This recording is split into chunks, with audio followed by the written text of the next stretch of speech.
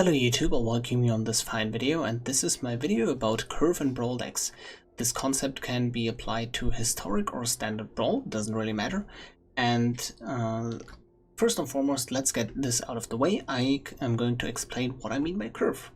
So if you look at your, just like your average mid-range deck essentially, you see that we start low with 6 1-drops, go up to 8 2-drops, 12 3-drops, and it goes down again here. And the reason for that is, in the early game, you want to play your 1-drops. You don't want to draw too many late game cards because you can't play them. But on the opposite, if you have 6-7 mana, you really don't want to draw your 1-drops. So where is the sweet spot? And this is essentially the sweet spot where you have this nice little curve here, and your top varies from deck to deck essentially. And this is a good example of how a deck with the curve should look like, but a bad example of how a curve built around a commander should look like, because the reason for this is I cannot build curve around the commander because there are not enough goblins for a goblin tribal deck to just essentially choose what they want to play. We really don't have much more goblins than I have in this deck, really. So let's look at my next deck, and I will show you how exactly you can build a curve exactly around a commander. Okay, here we are, and this is my Winota deck, and you can already see a drastic difference in this deck to the Drumgully deck. And this is because I want to always drop Winota on 4, because if you have a commander that has a specific mana cost, and this is first rule here, you want to make space in your curve for that specific mana cost. So what do I mean by this? Winota, joiner forces, cares about non-humans attacking and pulls out all the humans out of your deck. So I divide my deck into essentially 2 pieces. Everything that I want to pull out of my deck, and that is really irrelevant on my curve essentially. And everything that I actually want to play, and this is my relevant part, so the 1, 2, and 3 drops, this is my relevant part here. And Winota essentially takes the place of the 4-drop in this deck, because I pretty much always want to drop her on turn 4. And this curve looks like this. It starts high and goes lower and lower. The reason for that is I really want to be able to play a 1-drop in this deck. And I really want to be able to play a 2-drop and a 3-drop. But I don't really care if my 1-drop slot, if I have like 3 1-drops and a 2-drop in my hand, because I can go 1-drop, 2-drop, and then 1 and 2-drop on turn 3. But I do care if I don't have a 1-drop, but I essentially have a lot of 3-drops in my hand. So I prioritize 1-drops, then 2-drops, then 3-drops, and pretty much nothing at 4 mana. Well, yes, Truefire Captain and Hector's are 4 mana.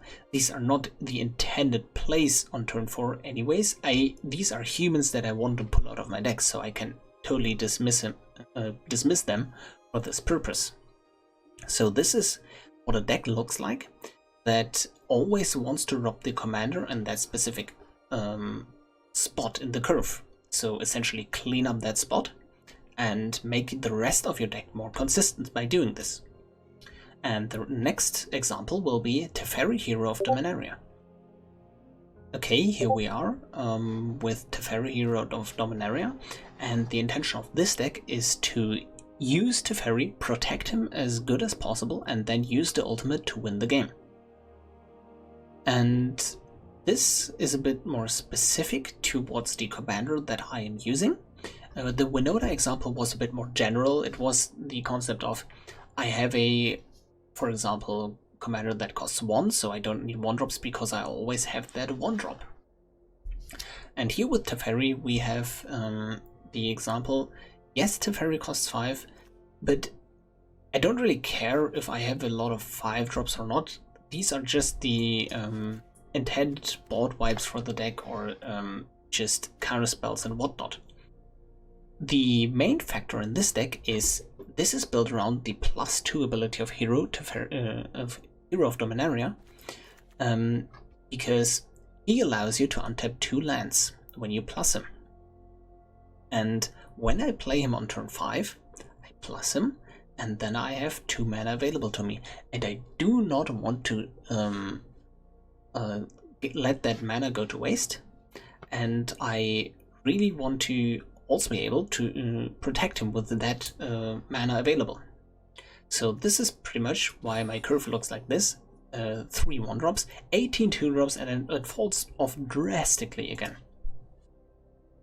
And some easy inclusions are Essence Scatter. That's already 2 mana, that is great, right? And this is also why you don't see me play a lot of 3 mana counter spells. I use Sinister Sabotage because it's also nice filtering. But aside from that, I'm not really using 3 mana counter spells in this deck.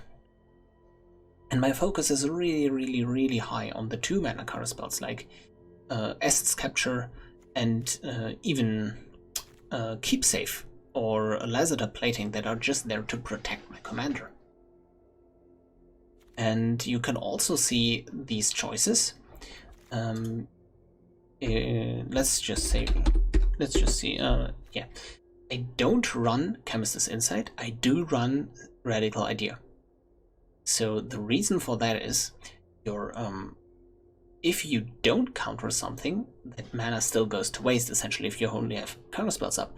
But by having a Radical Idea in hand, you can use that 2 mana and still get a bit of value out of that untap ability the first time you plus the Teferi. And this is really the focal point of the deck. If you manage to stick him 1 turn, it is way easier to protect him, but you do need to essentially protect him 1 turn.